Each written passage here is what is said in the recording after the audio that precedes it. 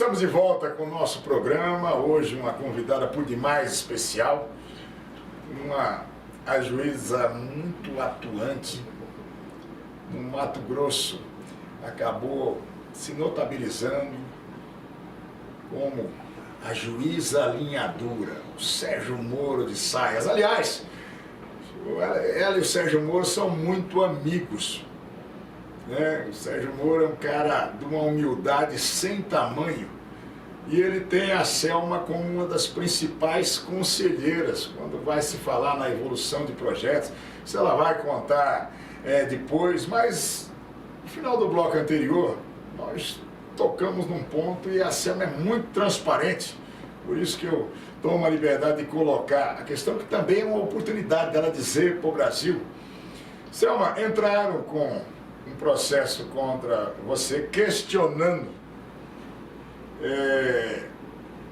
a forma como você fez a sua campanha e questionando, inclusive, com demandas em que te ameaçam te tomarem o mandato que a população do Mato Grosso. Estou dizendo tomarem, que é tomar mesmo.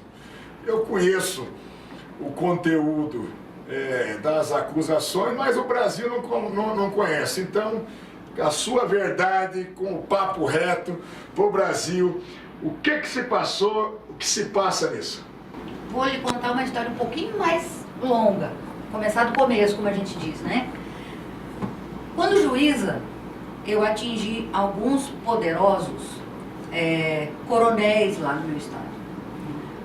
Ao contrário, por exemplo, da Operação Lava Jato, que atinge vários partidos, especialmente o PT, lá no meu estado, o partido mais atingido foi o MDB, né? Era o partido que tinha maior número de autoridades que eu acabei prendendo, muitas das quais condenei, tirei os bens. A gente, óbvio, né? Era o meu trabalho, a minha convicção era nesse sentido. Tudo muito provado, tudo muito correto, tudo muito, enfim, sentenças confirmadas em segundo grau e etc. Bom, isso é óbvio. Quando você combate a corrupção, eu estava até vendo uma fala sua esses dias sobre isso, acho que no Twitter, que quando a gente combate a corrupção, sempre tem um ciclo em que você combate e no outro você apanha, não é isso? Isso a gente vê nitidamente, aí o Brasil sabe o quanto que muitas vezes o Sérgio Moro apanha, né? Por quê? Porque aquele ciclo em que ele combateu, em que ele prendeu, em que ele condenou, se encerrou. Hoje lá como ministro, ele tem recebido duras críticas de vários pontos das pessoas que têm exatamente interesse em prejudicá-lo. Lá comigo aconteceu a mesma coisa, né? Eu resolvi me aposentar, eu acho que até uma ingenuidade minha isso que eu fiz, resolvi me aposentar, resolvi me candidatar a qualquer cargo político, eu não sabia exatamente, no fim das contas acabou que eu vim para o Senado, mas quando isso aconteceu, eu despertei a ira daquelas pessoas e daqueles partidos que eu havia prejudicado.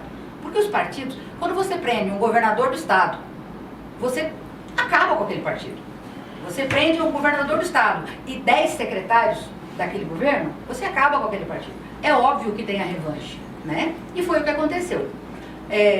Um dos membros do TRE é exatamente o advogado dessa organização criminosa. E, para meu azar, o meu processo foi distribuído para a mão de quem? Dele, né? Então, desde a primeira decisão, desde o registro da candidatura, desde a fixação do tempo, desde colocar o meu nome ali, que era a juíza Selma, ele quis indeferir tudo. Ele quis impossibilitar a minha candidatura e me perseguiu, assim, descaradamente.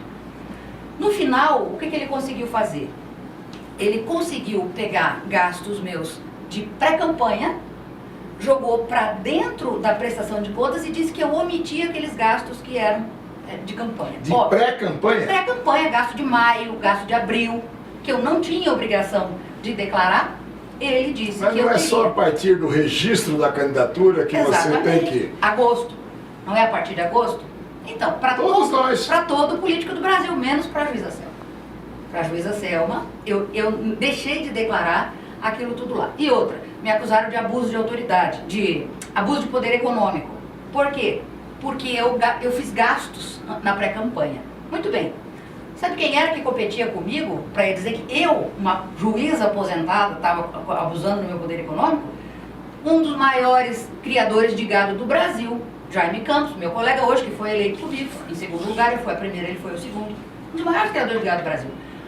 Agricultores poderosíssimos, pessoas protegidas por fortunas milionárias. A única pessoa que estava abusando do poder econômico ali fui eu. Que né? é assalariada, é juíza. E que até uma semana antes da eleição estava em 5º lugar nas pesquisas. Em 5º lugar nas pesquisas. Então, se o que eu gastei em abril e maio tivesse valido para eu ter alguma vantagem em relação aos outros, por que ele já está em 5º lugar na pesquisa, me diga? Né? Então, essa é a lógica do processo. Mas as demais candidaturas, porque eu nunca, até o caso da Selma, eu nunca tinha visto um caso semelhante. E eu duvido que tenha algum caso de quem venceu a eleição, de quem não venceu, que houve uma apuração das atividades de pré-campanha. Isso é impossível se fazer isso. Durante o período de campanha já é difícil, né, para se verificar o que é um ato da campanha, o que é um ato da vida normal do cidadão que está disputando a eleição. Eu imagino como é que se fez em relação à pré-campanha. Mas a acusação, então, contra você é que abusou economicamente. E fiz caixa 2. Num período onde não tinha nem a tua candidatura, ela não existia porque ela não era registrada. Eu não sabia nem aqui que eu ia concorrer, se você sabe. Né? E para piorar, esses gastos que eu fiz foram todos gastos com cheque nominal, muitos pré-datados, não tinha mala de dinheiro, não tem como você falar ou ter ideia de que isso uma acusação de caixa 2. Pois é.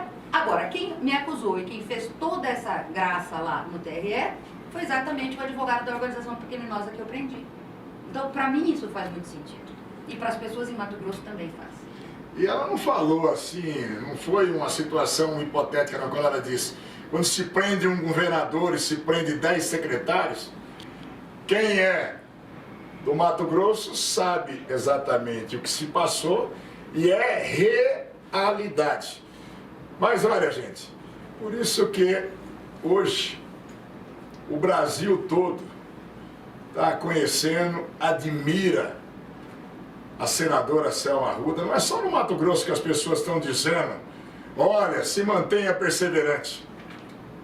Eu estava domingo na Avenida Paulista fazendo manifestações, que é um tema que ela vai falar, porque ela foi relatora aqui sobre a necessidade da prisão após a decisão de colegiado em segunda instância. E muitas pessoas, com muito carinho, falavam de senadores. E falavam para mim: olha, manda um abraço para a senadora Selma, manda um abraço para o Álvaro Dias, que é muito querido, manda um abraço para o Girão, manda um abraço para o senador Alessandro, manda um abraço para o Lazier. Então, Selma, você tem fãs hoje da sua conduta em todo o Brasil. Nós vamos para mais um intervalo comercial. Vamos voltar rapidinho, que agora ela vai falar com o que ela se debruçou sobre isso, deu um show de relatoria aqui e levou para aprovação aqui no Senado a possibilidade da prisão após a decisão de colegiado, após a decisão de segunda instância. É um segundinho, nós já voltamos. Até já!